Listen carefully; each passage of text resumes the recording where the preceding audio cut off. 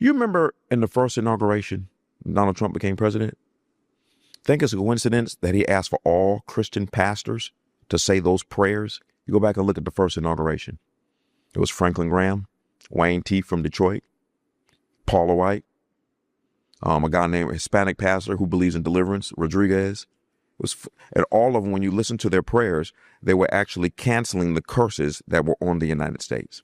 That's why all of them prayed in the name of Jesus. Most people don't know that Donald Trump selected them to pray and told them, don't script it. Do what you believe God is telling you to do. Did you know he's trying to get prayer back in schools? Did you know he mandated that every house should have a Bible? Did you know that they have a faith wing in the White House and it has its own office? Did you know that he has mandated for all Christians in the United States to pray 1 hour a week? That's just that side. Oh, but see, they don't want to believe that. They want to believe what their mama and them told them. They drunk uncle who think he's an expert on world affairs. They want to believe what the Democrats tell them. You ever notice that Donald Trump wasn't a racist until he became president? I always joke and say Donald Trump was friends with black people I don't even like. He was never racist. Did you know that him and why do you think Jesse Jackson been so quiet? When Jesse Jackson was going to run for president, Donald Trump was also going to run for president. I got the video. They interviewed Trump. You going to run against Jesse? Guess what he said? No, he said, that's my close friend, so I'm going to back out and I'll support him. They don't know this stuff. All they know is what the idiots on social media are saying and what the news media says. This man that is so evil is totally against abortion.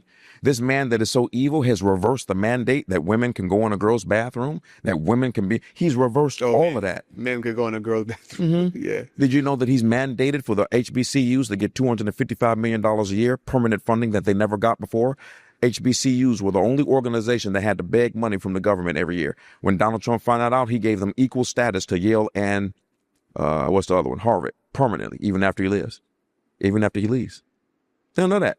They don't know about the First Step Act. All of these things that he created so that men that are incarcerated can get a second chance when they got out of jail, and 90% of the people it affects are black men. Oh, I can just play around. I mean, why is it? See, guess what? Guess what they never talk about when it comes to his man? His results. Okay? So the man renewed his faith publicly. Franklin Graham is his mentor. You know Miles? With Worship with Wonders? Yes. Yeah, he's a close friend of mine. Okay. Yeah, him and his wife do worship services in the White House and the Pentagon. Mm-hmm. See, they don't know that they have Bible studies in the White House. See, you know what Christians do? Is they say, well, Donald Trump cussed. So did you when that person cut you off in traffic the other day. And you know what's worse than profanity? Is your gossip. Gossip is worse than cussing. And most Christians gossip. So while you judging him, you worse than he is, because that man has more responsibility in a minute than you do in a lifetime. When the people pick the leader, God does not like him. When God picks the leader, the people don't like him. They didn't like Moses. They didn't like Jesus. They didn't like David at first. God picks a leader based on his purposes. He does not pick a leader so that you can keep your health insurance. God got bigger things to think about than your health insurance. He has bigger things to think about than your little Social Security. Watch this. He got bigger things to think about than egg prices and gas prices, which, by the way, have come down half since he's been in office the second term. So, but the problem is that whenever God uses you, Satan will seek to mess up your character. There's a book called The Paradigm by Jonathan Cahn. Every person that read that book said, I was wrong about Donald Trump. Every person. And guess what I've told people? Before you argue with me, read the book. Guess what they do? They don't read the book and try to argue with me.